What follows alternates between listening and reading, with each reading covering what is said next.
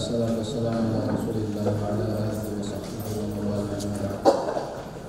Aziz qardoshlar, bugun bu yerga chiqishga sabab bo'lgan asosiy omil vatanimizni kundan-kunga avjlanayotgan zolim, tajovuzchi Xitoy mal'unlarining zulmi sababli biz bir yerga yig'ilib o'tiribmiz.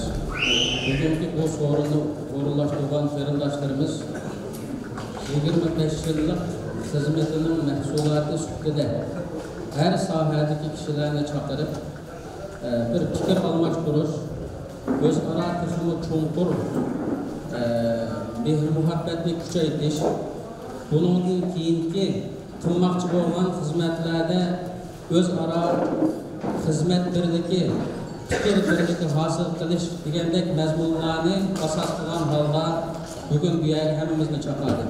Bu chaqirganligi bu 25 yillik bizning Uyg'ur qavm qarindoshlarimiz, ustozlarimiz, peshvolarimiz tarafidan qurilgan bu jamoatchilikningki noiti mo'tabar ilgir bosganligi, ilgirliganligi bu hisoblanadi.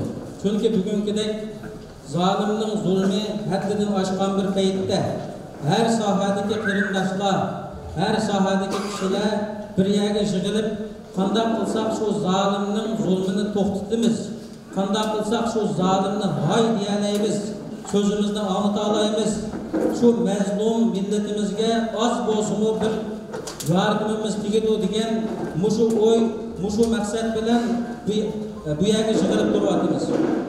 Bunun keyingi umidimiz bu qarindoshlarimiz va har sohadagi tashkilot va har sohadagi akademik va har sohadagi olimlar birlashgan asosda shu zolimga birlikda qarshi turishni, zolimning haddini bildirishni va shu haddini bildirganga qadar shunday bir birligimizning hosil bo'lishini umid qilaman va Janob Allohdan tilayman. Amin.